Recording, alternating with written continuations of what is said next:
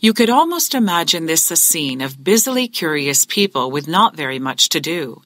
True, there were officers and men briskly getting lifeboats ready to lower, their tense faces strangely in contrast to the well-ordered groups wandering about. I felt chilly without a coat, so I went down again for something to cover my shoulders and picked up a silk eiderdown from the first open cabin I came to. How strange it was to pass all those rooms lit up so brilliantly, their doors open and contents lying around in disorder. Jewels sparkled on dressing tables, and a pair of silver slippers were lying just where they had been kicked off. I gathered my eiderdown and went up. On my way, I passed a group of officers still in their mess jackets, hands in pockets, chatting quietly on the companion square, as men do who are waiting for something. They smiled at me, and I waved back. As I turned, I ran into Jock, the band leader, and his crowd with their instruments. Funny, they must be going to play, thought I, and at this late hour. Jock smiled in passing, looking rather pale for him, remarking, "Just going to give them a tune to cheer things up a bit," and passed on. Presently, the strains of the band reached me faintly as I stood on deck watching a young woman excitedly remonstrating with an embarrassed young officer. He wanted her to get into the lifeboat he was trying to fill, but she refused to go without her father. "He must wait," responded the officer, "till the decks are cleared of women and children." Out on deck, the first argument started over who would and who wouldn't go into the boats, which appeared to be suspended miles above the yawning blackness below. Nobody was anxious to move. Titanic seemed so steady. To justify their reluctance, some pointed to a light on the horizon, another ship's lights. People were reassured, content to bide their time. One boat was already being lowered with very few people in it. When this was pointed out as a shining example for backward souls by the officer near me, he got a rather alarming response as the crowd surged forward to embark. The boat was lowered very full, almost too full this time, and so on. Always some held back in need of coaxing, while a few were too eager. A steward stood waiting with his back to the bulkhead, hands in his pockets. It struck me forcibly as the first time I had ever seen a steward stand thus, amid a group of distinguished guests. A woman standing near me gave an approving glance as John Jacob Astor handed his wife into a boat, waving encouragingly to her as he stepped back into an ever-increasing crowd of men. Anne Turnbull, still silent and unmoved, dragged a little behind me. I suggested we keep together, and we stood a while to watch. There was nothing else we could do. Dimly, I heard a shot. Glancing forward, I caught my breath as a white rocket shot up, then another. Distress rockets. They went very high with great noise. The lights on the horizon seemed to come nearer. That cheered up the group about us, who had slowly started to fill a boat. Young officers urged them to greater speed, showing unlimited patience, I thought. Another rocket went up into the night. A few women near me started to cry loudly when they realized a parting had to take place, their husbands standing silently by. They were Poles and could not understand a word of English. Surely a terrible plight to be among a crowd in such a situation and not be able to understand anything that is being said. Boats were now being lowered more rapidly, and a crowd of foreigners was brought up by a steward from the third class. They dashed eagerly as one man over to a boat, almost more than the officer could control.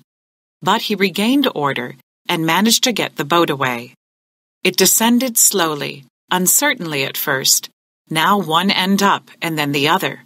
The falls were new and difficult to handle. Some men nearby were throwing things over the side, deck chairs, rafts, or any wooden thing lying nearby. Suddenly, the crowd of people beside me parted. A man dashed to the ship's side, and before anyone could stop him, hurled himself into the descending boat. There was a murmur of amazement and disapproval. I turned to say something to Anne.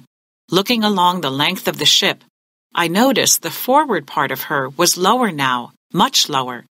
For a fraction of a second, my heart stood still, as is often the case when faith, hitherto unshaken faith, gets its first setback. One of the mailmen from our sorting office joined us. His work was finished, he remarked unemotionally. The mail is floating up to F deck with the water, he told us.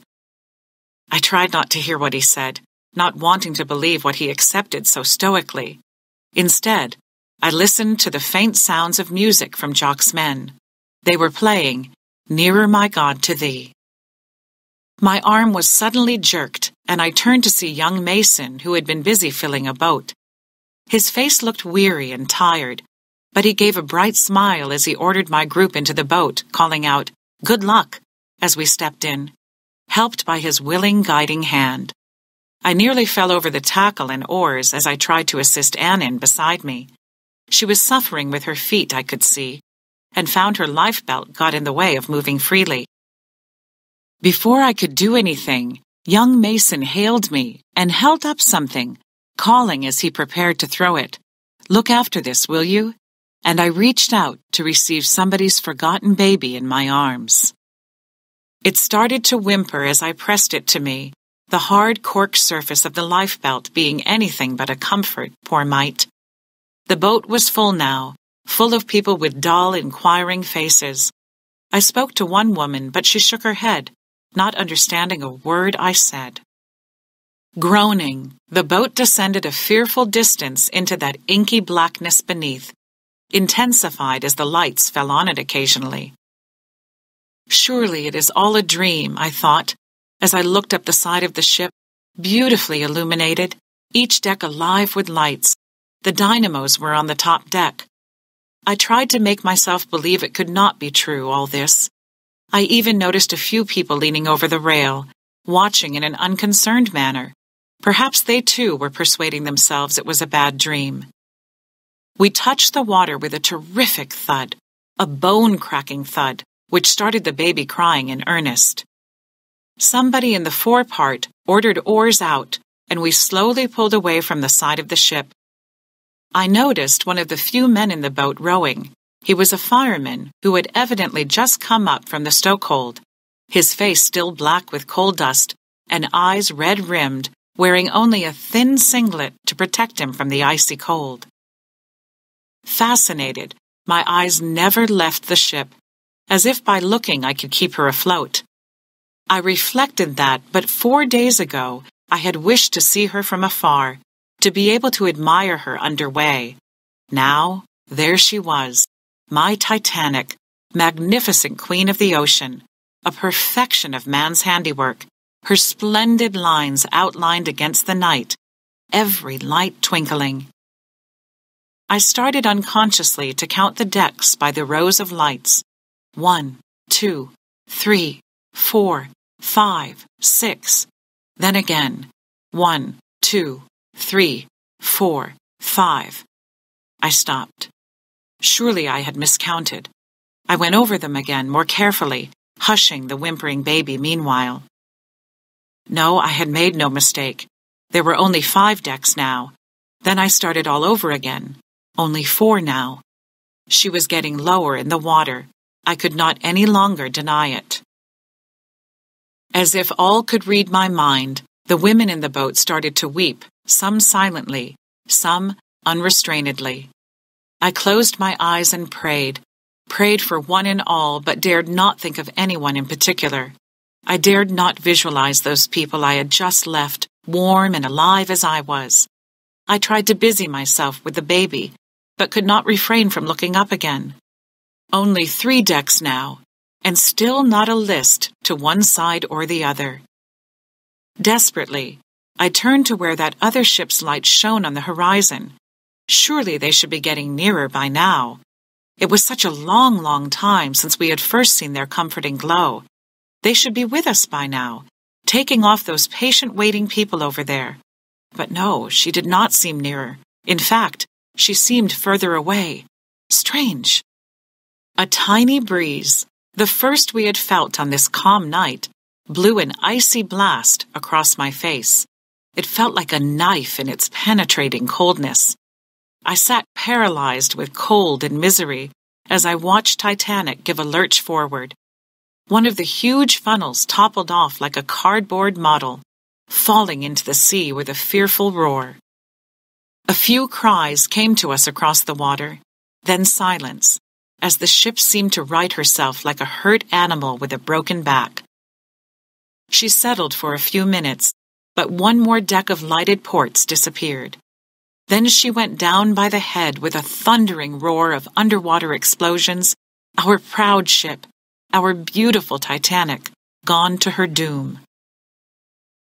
One awful moment of empty, misty blackness enveloped us in its loneliness. Then an unforgettable, agonizing cry went up from 1,500 despairing throats. A long wail, and then silence, and our tiny craft tossing about at the mercy of the ice field.